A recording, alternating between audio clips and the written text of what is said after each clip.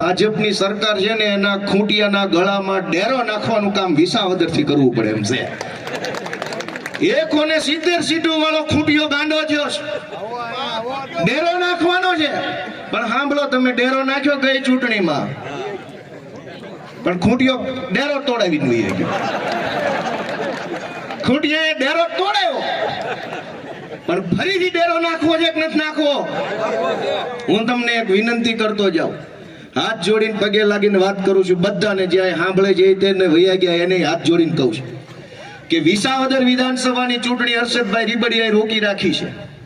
અહીંયા આવીને એને કીધું કે વડાપ્રધાન ઉધી જાય. હર્ષદભાઈના પગમાં બેહીને હું તો કહું છું, આ વિનંતી આપણે વિરોધ નથી, કે આ વિસાવદરમાં ધારાસભ્ય હોત, ચૂંટણી આવી હોત, ધારાસભ્ય હોત, તો ગમે એવું મોટું આંદોલન કે ગમે તે વસ્તુ કરી શકાય હોત.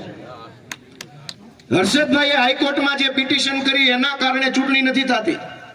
હું ગુજરાતના ચૂંટણી કમિશનરને હું ને ઈશુદાન રૂબરૂમાં મળ્યા, એણે અમને લેખિતમાં આપ્યું ગુજરાતના ચૂંટણી કમિશનરે કે હર્ષદભાઈ અરજી પાછી ખેંચી લે તો ચૂંટણી થાય. હું મનોજ સોરઠિયા, સાગરભાઈ રબારી દિલ્હીની અંદર ચૂંટણી કમિશનરને મળ્યા કે વિસાવદરની ચૂંટણી કરાવો, એણે લેખીને આપ્યું, લેખિતમાં આપ્યું. ભારતના ચૂંટણી પંચે લેખિતમાં કે હર્ષદ રીબડિયાએ હાઈકોર્ટમાં અરજી કરીને એટલે ચૂંટણી નહીં થાય. તમે વિચાર કરો, એક ધારાસભ્યને એક વર્ષે 1.5 કરોડ રૂપિયા ગ્રાન્ટ મળે, 20 કરોડ ધારાસભ્ય સાહેબ 20 કરોડ રૂપિયા બીજા અલગથી દર વર્ષે ખાલી રોડ બનાવવા માટે મુખ્યમંત્રીના કોષમાંથી પૈસા મળે. 20 કરોડ અલગથી, 1.5 કરોડ અલગથી જનતાનું કામ કરવા માટે. હર્ષદભાઈ અરજી પાછી નો ખેંચે, બે એક પાર્ટીમાં છે, છતાંય જો હર્ષદભાઈ અરજી પાછી નો ખેંચે, એના કારણે વિસાવદર વિધાનસભાની અંદર 100 કરોડ રૂપિયાનું નુકસાન થવાનું. આ 4 વર્ષની 1.5 કરોડ લેખે 6 કરોડની ગ્રાન્ટ, 20 કરોડ લેખે 80 કરોડ બીજા એટીવીટીની ગ્રાન્ટ, જિલ્લા આયોજનની ગ્રાન્ટ, બીજી ડીએમએફની ગ્રાન્ટ, આયોજન પંચની ગ્રાન્ટ, હજારો ગ્રાન્ટો ધારાસભ્ય નહીં હોવાના કારણે પાછી જાય છે. અને એનો દોષ હું જાહેરમાં કહું છું કે હર્ષદભાઈની અરજી ઉપર જાય છે. અને એ હર્ષદભાઈ અહીં આવીને સલાહ આપે છે. 100 કરોડ રૂપિયાનું નુકસાન વિસાવદર વિધાનસભાને જઈ રહ્યું છે. વાત ખાલી ઇકો ઝોન પૂરતી નથી. ધારાસભ્યની ગ્રાન્ટ ક્યાં જાય? ધારાસભ્ય નહીં હોય, ગ્રાન્ટ સરકાર બીજી રીતે વાપરી જશે. દર વર્ષે ખાલી રોડ બનાવવા માટે એક ધારાસભ્યને 20 કરોડ મળે, મુખ્યમંત્રી આપે. તમે કહો આ વિસાવદર ભેસાણ વિધાનસભામાં રોડની જરૂર છે કે નહીં? ધારાસભ્ય હોત તો આ નહીં તો બીજા નહીં તો ચોથા ગામમાં રોડ બને હોત કે ન બને હોત? ધારાસભ્ય હોત તો ગ્રામ પંચાયતની અંદર ઘણા ગામડાની અંદર પેલું નમૂના નંબર 2 નથી કાઢી આપતા, માલિકીનું પત્રક કાઢી આપતા હોત ધારાસભ્ય લડાઈ કરે તો.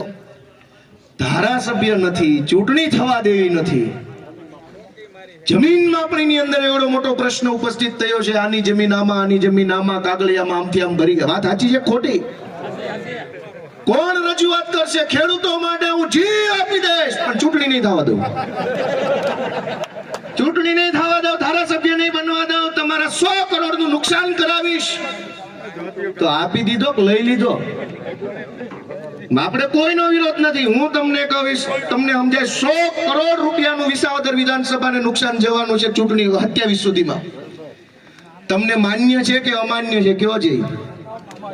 100 કરોડ રૂપિયા વિકાસના કામ માટે, ક્યાંક રોડ બને, ક્યાંક નાળું બને, ક્યાંક ગટર બને, ક્યાંક બ્લોક નખાય, ક્યાંક અવેડો બને, ક્યાંક સ્મશાન બને, ક્યાંક શાળાનો ઓરડો બને, ક્યાંક દિવાલ વંડી વોલ બને, કમ્પાઉન્ડ વોલ બને, ક્યાંક પશુ દવાખાનું બને, ક્યાંક બીજું બને, ક્યાંક ભૂગર્ભ ટાંકો બને, ક્યાંક ઉપરનો ટાંકો બને.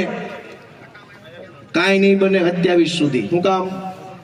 હર્ષદભાઈ ભૂપતભાઈ બે એક પાર્ટીમાં જઈને બે ભેગા મળીને વિસાવદર ભેસાણની જનતાને છેતરવાનું કામ કરે છે. અમારે શું વાંધો છે? હાલો, એટલે હું એમ કહેવા માંગુ છું કે બધા જ રોગ, બધા જ સમસ્યાઓનો રામબાણ ઇલાજ ખૂંટિયાના ગળામાં ડેરો નાખવાનું કામ વિસાવદરથી ફરીથી આપણે કરવાનું દોસ્તો.